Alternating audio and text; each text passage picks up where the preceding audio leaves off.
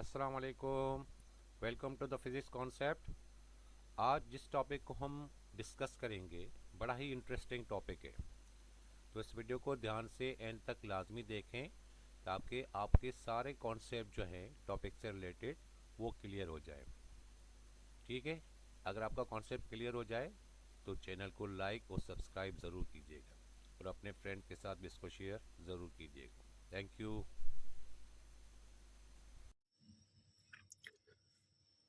क्या आपने कभी सोचा है कि एक लोहे का टुकड़ा अचानक मैग्नेट कैसे बन जाता है, और ये कैसे मुमकिन है कि कुछ सबस्टेंस मैग्नेट से रिपेल होते हैं और कुछ अट्रैक्ट करते हैं?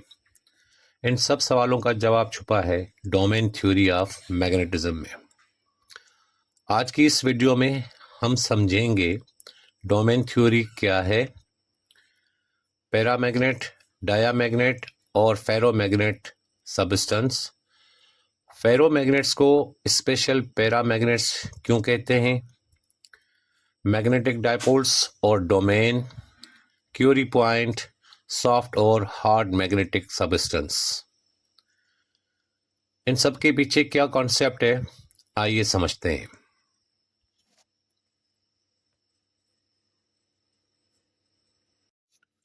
चलें जी, स्टार्ट करते हैं। सबसे पहले डोमेन थ्योरी ऑफ मैग्नेटिज्म को।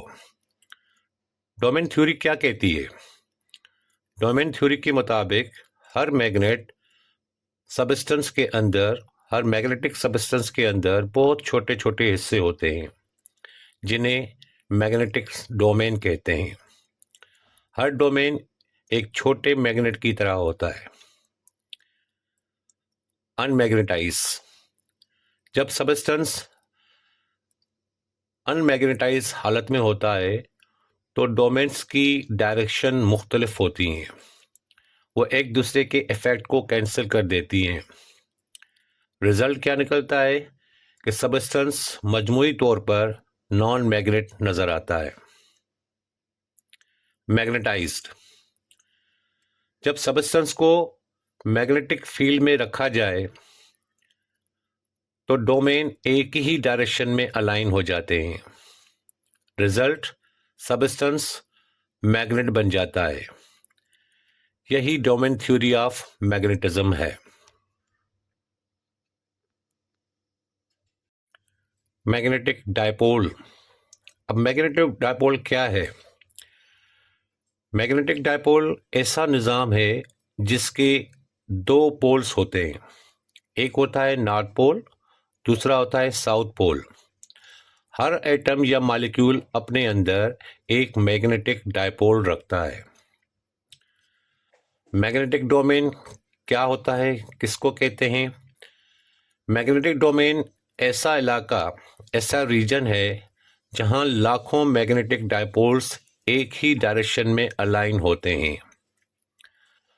डोमेन्स की अलाइनमेंट सबस्टेंस के मैग्नेटिज्म को डिटरमाइन करती है। डायामैग्नेट सबस्टेंस क्या होते हैं? डायामैग्नेट सबस्टेंस वो होते हैं जो मैग्नेटिक फील्ड से रिपेल होते हैं। अब इसके कैरेक्टरिस्टिक्स या प्रॉपर्टीज क्या हैं? इनके दरमियान वीक रिपल्शन होती है। एक्सटर्नल फील्ड हटाने पर मैग्नेटिज्म खत्म हो जाती है। परमानेंट मैग्नेट नहीं बनते। अब इसके जो एग्जांपल्स हैं वो हैं बिस्मुथ, कॉपर, वाटर एंड गिलास। डायमैग्नेटिज्म हर मादे में, हर सबस्टेंस में मौजूद होती है, लेकिन बहुत ही कमज़ोर, वीक होती है। अब बात करते हैं पैरामैग्नेट सॉलिड्स की। पैरामैग्नेट्स सबस्टेंस क्या होते हैं? पैरामैग्नेट सबस्टेंस मैग्नेटिक फील्ड की तरफ वीकली अट्रैक्ट होते हैं। उनके कैरेक्टरिस्टिक्स या प्रॉपर्टीज क्या हैं? वीक अट्रैक्शन होती है। फील्ड हटाने पर, मतलब जो एक्सटर्नल फील्ड होती है, फील्ड हटाने पर मैग्नेटिज्म खत्म हो जाती है। टेम्परेचर बढ़ाने से मैग्नेटिज्म कम हो जाती है। अब इसके जो एग्जाम्पल्स हैं वो है एल्यूमिनियम, प्लाटिनम, ऑक्सीजन। तीसरा हमारे पास है फेरोमैग्नेट सॉलिड्स। फेरोमैग्नेट सबस्टेंस क्या होते हैं? फेरोमैग्नेटिक सबस्टेंस मैग्नेटिक फील्ड की तरफ बहुत ज़्यादा अट्रैक्ट होते हैं, मतलब उनके दरमियान स्ट्रॉन्ग अट्रैक्शन होती है फेरोमैग्नेट्स के अंदर। अब इसके कैरेक्टरिस्टिक्स या प्रॉपर्टीज़ क्या हैं? इनके दरमियान स्ट्रॉन्ग मैग्नेटिज्म होती है। एक्सटर्नल फील्ड हटाने के बाद अगर उस चीज़ को एक्सटर्नल फील्ड में रखा जाए, मतलब मैग्नेटिक फील्ड में रखा जाए, उसको हटाने के बाद भी मैग्नेटिज्म बाकी रहती है, मतलब उस सबस्टेंस के अंदर मैग्नेटिज्म आ जाएगी। परमानेंट मैग्नेट्स बनाए जा सकते हैं। अब इसके जो एग्जांपल्स हैं वो है आयरन, कोबाल्ट, निकेल। फेरोमैग्नेट्स को स्पेशल पैरामैग्नेट्स क्यों कहते हैं? असल में फेरोमैग्नेट्स सबस्टेंस में भी पैरामैग्नेट्स एटम होते हैं, लेकिन डोमेन्स के अंदर डायपोल्स मजबूती से अलाइन होते हैं। अब इनके दरमियान फ़र्क क्या है? पैरामैग्नेट्स में वीक अलाइनमेंट होती है और फेरोमैग्नेट्स में स्ट्रॉन्ग अलाइनमेंट और परमानेंट होती है। इसलिए फेरोमैग्नेट्स को स्पेशल पैरामैग्नेट्स कहा जाता है। अब बात करते हैं क्यूरी पॉइंट की।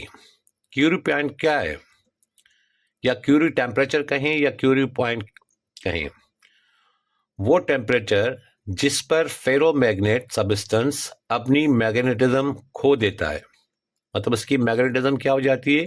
खत्म हो जाती है। इस टेम्परेचर को क्यूरी पॉइंट कहते हैं। मिसाल फॉर एग्जांपल, आयरन का जो क्यूरी टेम्परेचर है वो तकरीबन 770 डिग्री सेल्सियस है।